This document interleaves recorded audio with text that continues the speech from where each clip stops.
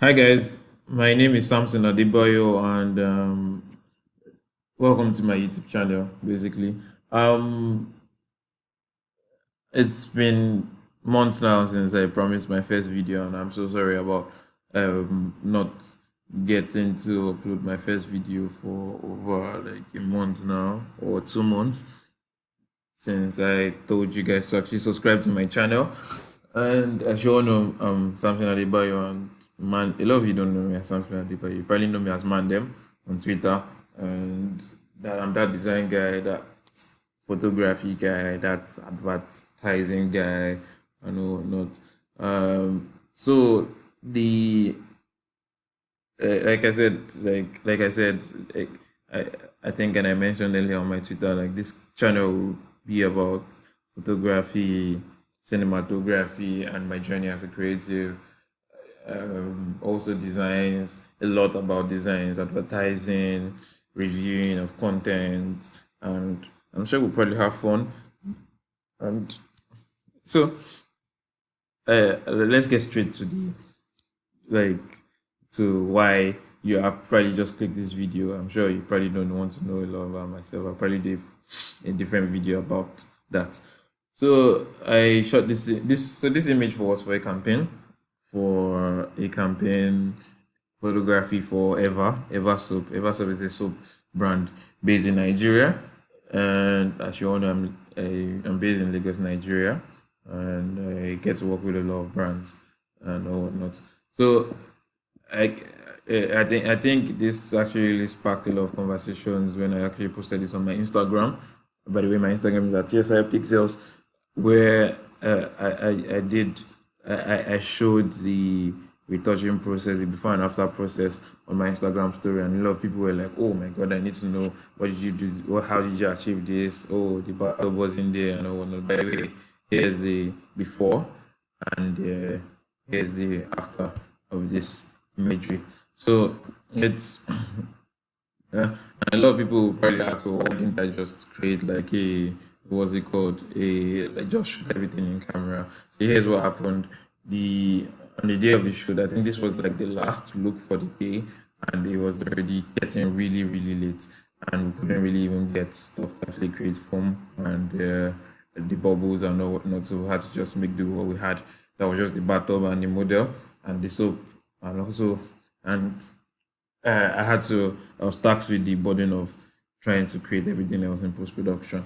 And this image was shot with the 35 lens.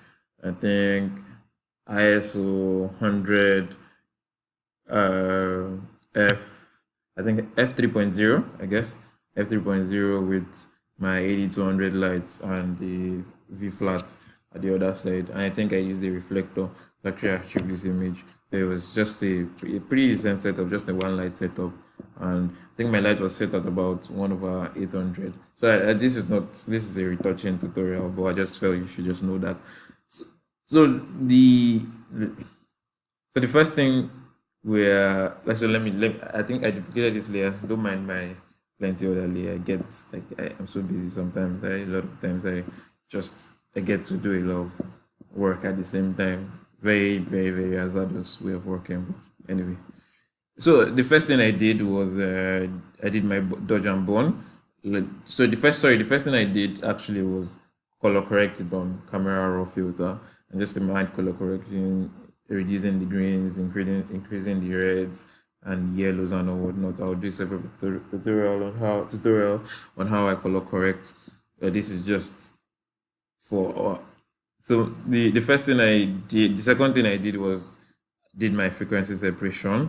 So you can, for those of you who don't know what frequency separation is all about, a video is actually really coming up on how frequency separation. But I didn't use much of that in this video. I just, like, as you can see, the model had really nice skin and the light was really flattering, and we captured a lot of the ambience of her skin. One thing I do in camera before I actually shoot my models, especially for skincare brands, is I try to get them to rub, or I try to get them to rub baby oil on their skin to actually absorb and eliminate light. So that's why you can see some flattering like highlights on the cheek and on the skin. basically.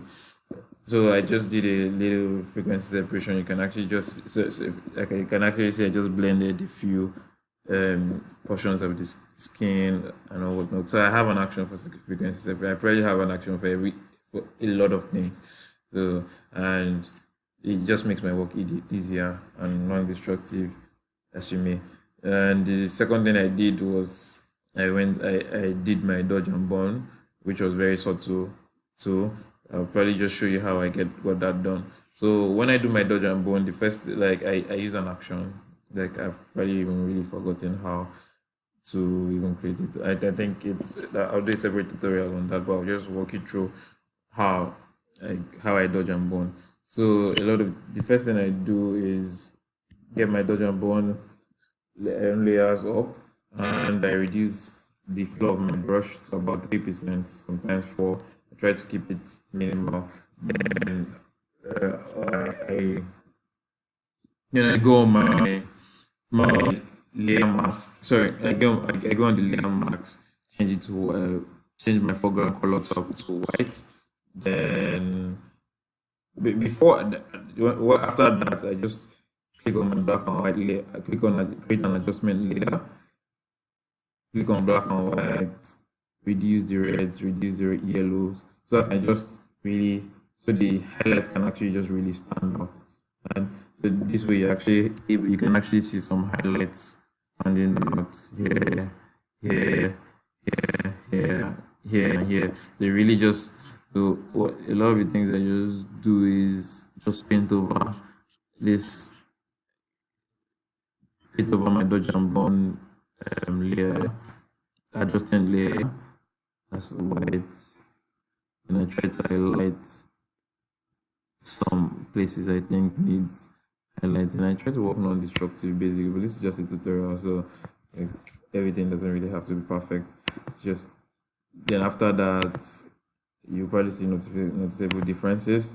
So you can see like it's just a quick fix. And a lot of the things I tell photographers and retouchers is you don't have to dodge and burn every image. It's not like something very, very compulsory. So sometimes you get the lighting right in camera and you get everything. Sometimes you actually even don't really need to retouch your image.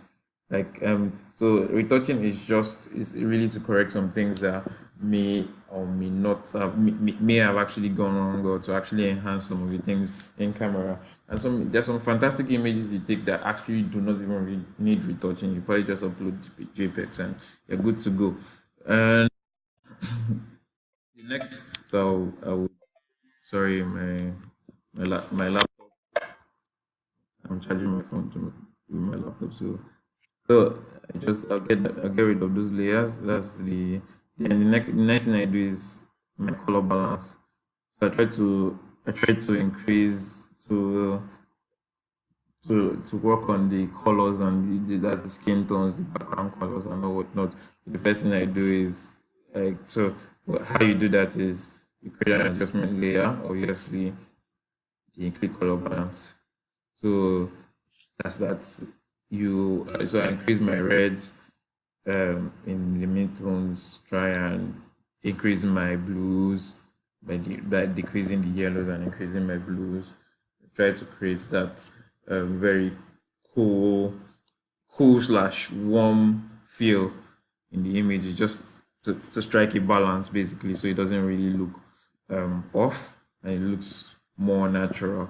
Then in my highlights I decrease my reds, increase my magenta, increase my blues. In my shadows I probably do the same thing, increase my greens, increase my yellows, and yeah, we're good to go. So you can actually see. So and when you're retouching, you probably want to just go subtle in a lot of things. You don't want like that's why I advise photographers just try and budding photographers try and master your in camera skills. Yeah, like it really saves you time. You don't have to go overboard and try to like on very rare. Okay, yeah, you should always like have that possess the skill of retouching, but like on some very rare occasions like this, where you probably need to fix a lot of things in camera and the client has already paid you and you have no excuse or to deliver. So you can actually, but I try as much as possible to actually get my images correct in camera a lot of the times. So you can say the difference is not really very wild. You can just see that it just popped out as skin tones, like it's more reddish basically, or orangey as you may. And you can actually see it really distincts her the subject from the background. It just creates a mild distinction. You can here's the before and here's the after. So the next thing I did was added. So I got this image from this. Let me duplicate this. I got this image from Shutterstock. And I think Shutterstock or some, yeah, or thereabout. I got this image from Shutterstock. It's an image of a foaming bubble, like, and I did that. So what I did is I got the image, I created an adjustment layer. Once I created an adjustment layer, I inverted, pressed Ctrl I.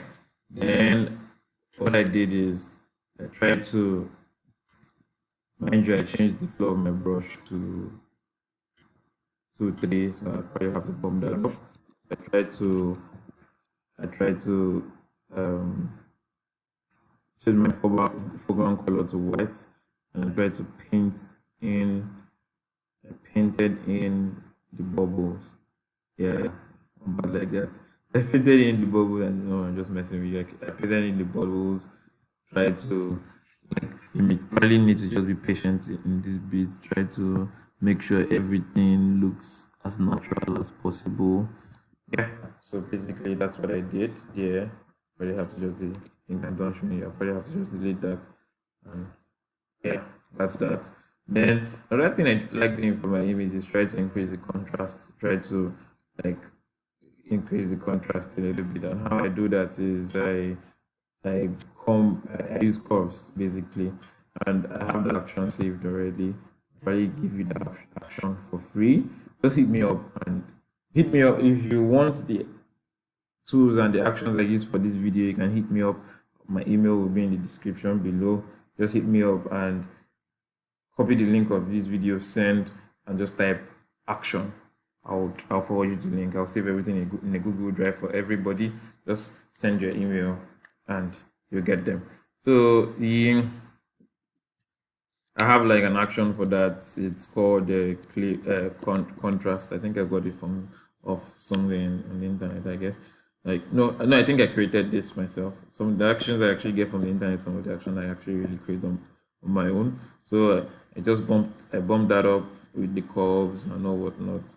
Hey, you can see it just creates some dynamic. It's not really necessary. It really just depends on the image you're actually creating. But I just felt it was necessary. I just created some dynamic contrast on the imagery. And the next thing I did was I painted in. So I created some artificial lighting on the other side, on the, is it left? Yeah, I think on the left side of the image. Yeah, my left. Sorry, on the left side of the imagery. So how I did that was, it was quite simple. I changed my foreground color to white.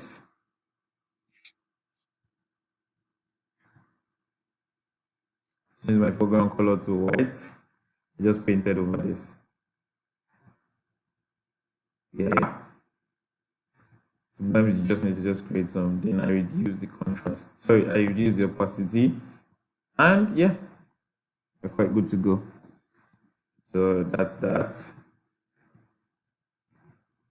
You can see that it just creates some, but really, it looks more like it's like, so it doesn't really feel right. Basically, it just looks more like an image defect on your lens or something than an actual light coming from this direction. So how I fixed that was I I got a light ray. What's it called? I got so I got a light from with the background. It's basically a Let me undo it. It's basically this. You can actually just Google light rays with black background on you probably get images. Probably the first three four images you see will probably be usable. So yeah, it has black background. So one thing I'll probably just do is just change the uh change the mood of the layer to screen on Photoshop. Then what you probably want to do is probably reduce the opacity to about 60 thereabout. Then you create what's it called, a layer mask. When creating a layer mask, you probably just change the foreground color to black and you paint over it. So you want to get rid of the outlines that are visible basically. So basically you see the light, it creates like a more flattering, like luxury, looks so subtle or natural or elegant basically. So that's that. And another thing you want to do, another thing I did is, so the bubbles didn't quite, I needed to actually add some dramatic bubbles. So what I did is I also did the same, almost like the same thing. I got like a bubble, what's it called? An image of a bubble in the background. Let me show you. And sorry, change the let me change the layout to normal. So like here's the image. Change it to screen. And obviously I just to clean it up a little bit. So that's that. About that. Then added some more bubbles, try to reduce it. You can see how gradually it came, like the image is coming into shape gradually and gradually and gradually. So another thing I like to do in imagery is I try to give prominence to the eyes a little bit, because every portrait or every image you shoot that involves human beings, the eye is literally one of the central attractions, but literally what draws people to the imagery. So how I do this is um I try to, like, so let me do this from the scratch. I try to whiten the eye a little bit. I create let me try and do this with scratch. Let me just undo this. Try to whiten the I create an adjustment layer. That's a vibrance adjustment layer. Sorry, that was a mistake. That was an actual mistake. No gradation, a vibrance adjustment layer. Then I reduce the vibrance drastically. Then I invert the layer. Then I come change my foreground to white and try to whiten the eyes. Just around whitening. In this case, the eyes doesn't really need not that much whitening, but you want to zoom in and actually see, because what I want to do is I'll increase the brightness of the eyes a little bit. Yeah. And what you want to do is try and,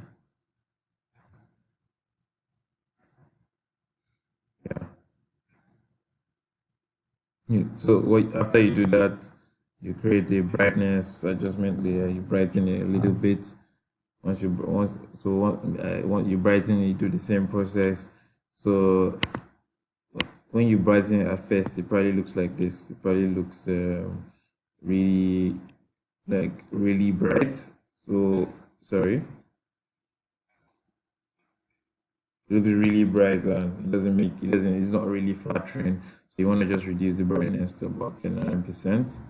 So there's this thing I do like that it gives the imagery like some flattering um feel to it, and it's so what I do is I create an adjustment layer photo filter.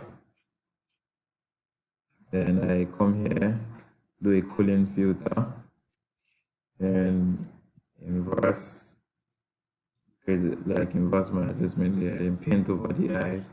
After doing that, you see, after doing that, you probably want to reduce it a little bit, and it gives it this. So it does, so the eyes doesn't just look really plain, and it gives it this cool look and feel. Yeah, that's that with the eyes. Then what I did again is I added a little bit. So after everything being done, yeah, after everything was done, I another thing I did was, so I wasn't really satisfied with the colors and I had to still dodge and burn it more. So I created an adjustment there, increase the reds, decrease the greens, add a little bit magenta and mid-tones. I think that's just all. I think we're good to go. So created. Oh, I'm really sorry about that. I had to really keep popping up. So like basically that's really all these processes actually took me less than 30 minutes or thereabout.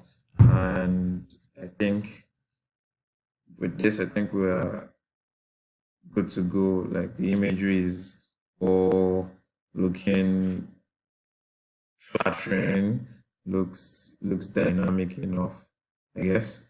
So just probably walk you through. Yeah. So went from this down to this, eliminated the eyes, and did a little bit color correction. And that's that. So that's how I edited this imagery. And this is my first video ever, my first tutorial video ever, and I hope you guys found this helpful. By the way, I'm actually launching my website. I think I'm launching it alongside this video, samsonadebayo.com, and that's my real name. I'm just trying to put my name out there and also you can actually as well just go check out my website to see a lot of my works, and I'll also be sharing links to the video. You can subscribe to my mailing list and get exclusive notification when the video actually comes up and all whatnot. So thank you for watching this video, and I hope we like, and please click the subscribe button now, thumbs up, like, comment, and also suggest on other content that you'd like to see on this channel. I hope you enjoyed this video. I hope you find this video very helpful, and I'm Samson Adebayo. I hope to see you next time. Thank you. Ciao.